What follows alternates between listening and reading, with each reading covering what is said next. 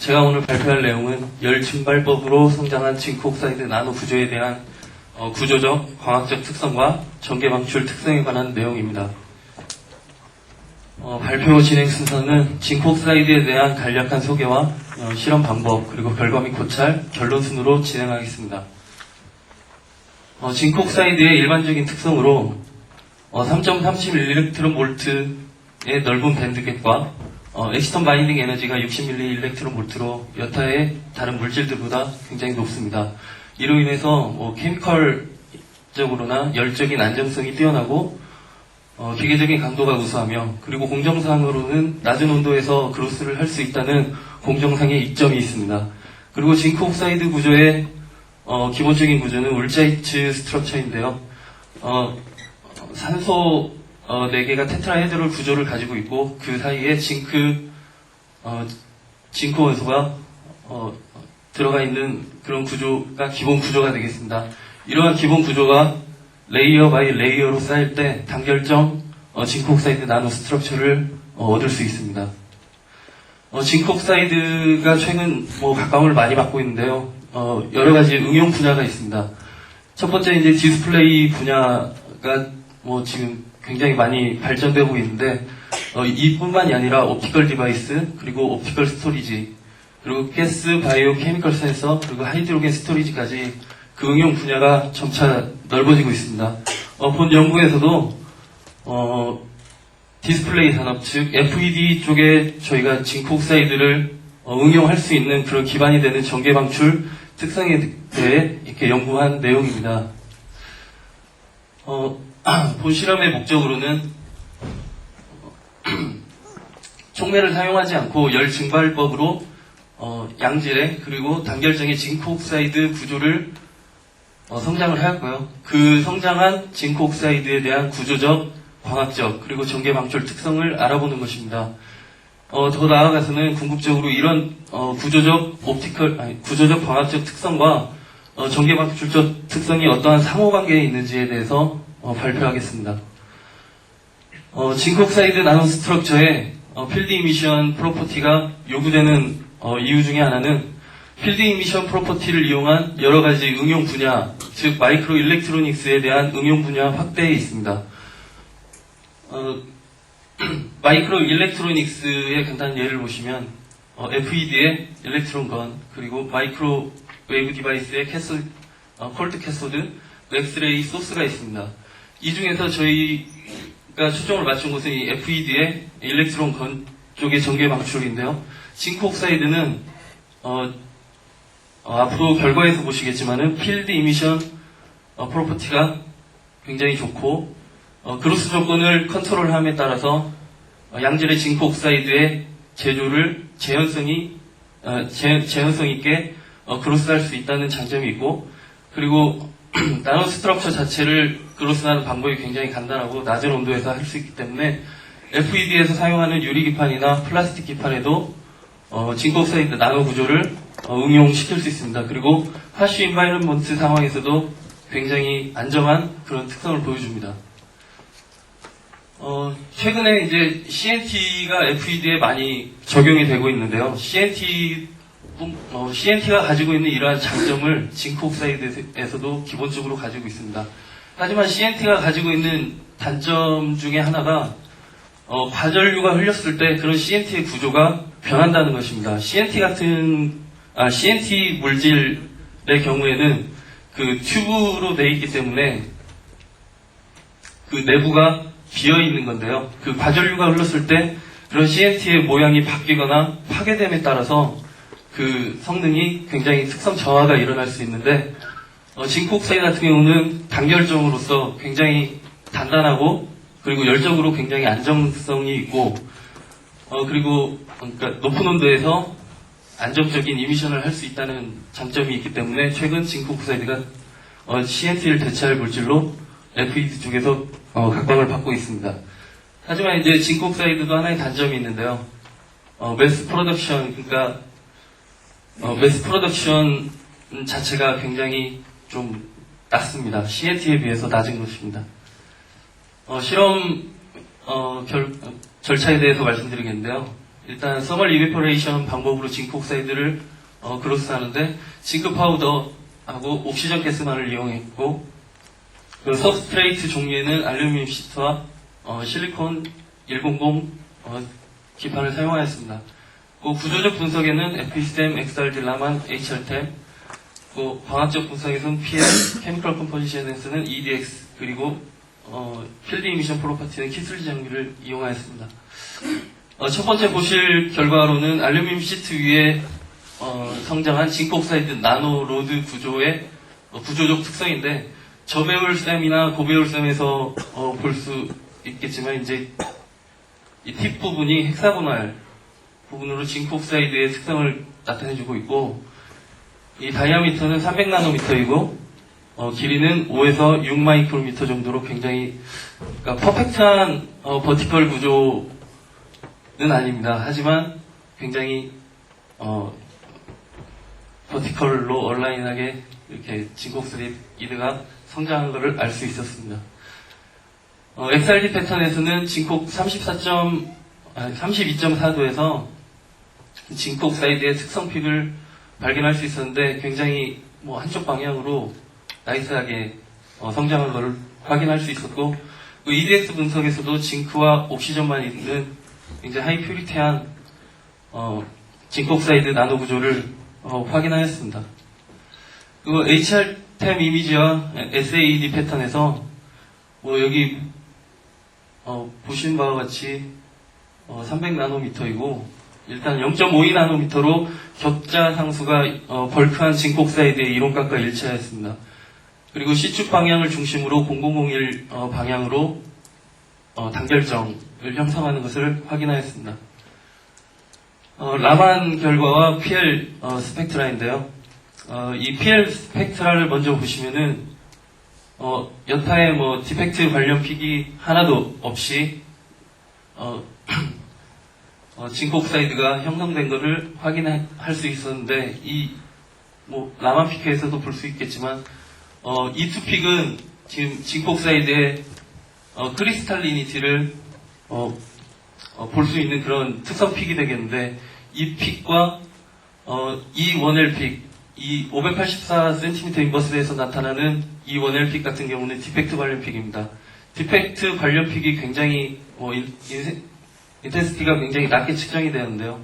이런 디펙트가 없는 나노 로드의 결과가 이 PL에서도 다시 한번 확인할 수 있었습니다. 오늘 발표의 중요한 내용인 전개 방출 특성인데 일단 턴온 필드 같은 경우에는 5.8 볼트 퍼 마이크로미터이고 이게 저희가 키슬리 장비를 이용해서 필드 이미션을 측정했는데 이게 이제 범위가 더 늘어나도 이게 세츄레이션 되는 포인트가 없었다고 그쪽 이제 오퍼레이터 분께서도 말씀하셨는데 저희가 성장한 그런 나노로드 구조가 싱글 크리스탈을 띠는 그런 구조라고 여기에서도 짐작할 수 있습니다. 그리고 전개 방출 특성 중에 중요한 팩터 중에 하나인데 필드 인핸스먼트 팩터 이 베타 값이 FN 이퀘이션을 통해서 2081 정도 2081로 계산되었는데 이 수치는 지금까지 발표된 어떤 논문에서보다 굉장히 높은 수치임을 확인하였습니다. 그 두 번째 실리콘 기판 위에 성장한 꽃 모양의 플라워 쉐입 징크 옥사이드 나노 스트럭처인데 샘 이미지를 보시면은 조금 뒤에 전개 방출 특성하고 좀 이렇게 맞물려서 설명을 드리겠지만요. 나노 로드에 비해서 굉장히 높은 밀도를 가지고 있습니다. 이 밀도가 필드 이미션에 미치는 영향도 나중에 이렇게 발표하겠습니다. XRD 패턴에서도 징크 옥사이드 0002 픽이 우선적으로 인텐시티가 굉장히 높게 측정되었습니다. 그 HRTEM이나 SAED 패턴에서도 0.52로 이론값과 일치하였고요. 격자 상수가 0.52이고 그리고 단결점 구조를 이루고 있음을 확인하였습니다. 라만과 PL 스펙트라에서 그 나노 로드와 약간 이제 다른 점이 이 1L픽에서의 디펙트 관련 픽이 어느 정도 이렇게 존재하고 있는 걸 확인할 수 있었는데 이 픽이 PL 데이터에서도 확인되었습니다. 540나노미터 파장에서 그린 이미션이 약간 나왔는데 그 이유는 이제 이런 디펙트 관련 픽이라고 할 수 있는데 보통 문헌에서 보시면은 이 그린 픽 같은 경우는 징크 옥사이드의 옥시전 베이컨시에 의해서 야기되는 픽이라고 할 수 있고요. 그리고 이 두 픽, 438cm 인버스에서 징크 옥사이드의 단결점 구조를 확인하였습니다. 그리고 380 부분에서 강한 UV 픽을 확인할 수 있습니다. 플라워 쉐입의 징크 옥사이드 같은 경우에는 앞에 설명했었던 나노 로드와 비교해 봤을 때 4.5V per 마이크로미터인데 이게 턴온 볼티지가 나노 로드에 비해서 좀 낮게 측정이 되었고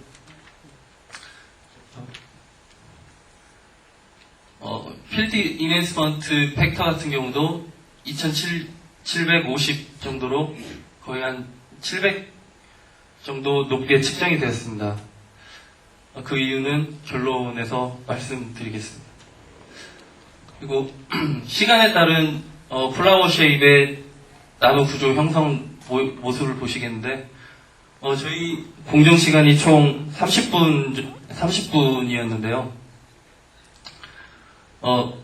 물론 이제 지금 30분에 증착한 그러니까 최종적으로 보이는 이 플라워 쉐입이 앞에 보이는 쉐입과 이제 약간 다른데 그거는 그로스해서 그러니까 그로스를 시작할 때 장비 자체가 열이 올라갈 때 그러니까 승온 온도의 차이 때문에 생기는 결과인데 일단 시간에 따른 그로스 메커니즘을 보시면 7분 정도의 7분 정도 그로스 했을 경우에는 이제 징크 옥사이드가 약간 필름 형태로 이게 존재를 하게 되고 한 15분 정도 되면 이 필름 형태의 징크 옥사이드들이 어그리게이션이 되면서 이 어그리게이션 된 징크 옥사이드 표면에 핵을 형성하게 되고 25분에서 30분을 지남에 따라서 그 핵을 통해서 나노 로드가 이렇게 자라는 것을 확인할 수 있습니다. 결과적으로 징크 옥사이드 나노 로드와 플라워 쉐입의 징크 옥사이드 나노 구조의 이제 단적인 비교가 되겠는데 그러니까 형태적으로는 팁 자체가 모두 헥사고날 구조로 확인이 되었고 크리스탈리니티도 굉장히 좋은 걸로 HR템을 이용해서 확인을 했습니다. 하지만 다이아미터와 덴시티 차이 때문에 이런 턴온 필드와 필드 인핸스먼트 팩터의 차이를 보였는데 다이아미터가 일단 나노 플라워 쪽에서 좀 더 작았고요. 덴시티 같은 경우도 나노 플라워가 굉장히 높은 걸로 확인되었습니다. 그 결과 턴온 필드와 베타 값이 상대적으로 나노 로드보다 나노 플라워가 훨씬 더 많습니다. 그래서 결과적으로 저희가 실험한 이 결과에서는 필드 이미션 이펙트에 다이아미터와 덴시티가 더 큰 영향을 미치는 걸로 확인되었습니다. 그래서 필드 인핸스먼트 전개방출 특성을 이제 높이기 위해서는 이러한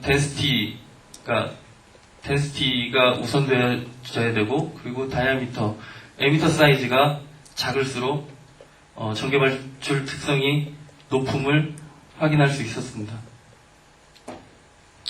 결과적으로 저희는 이제 처음 실험에서 알루미늄 기판을 사용했는데 그 알루미늄 기판이 촉매가 아니냐라는 질문을 좀 많이 받았었는데요.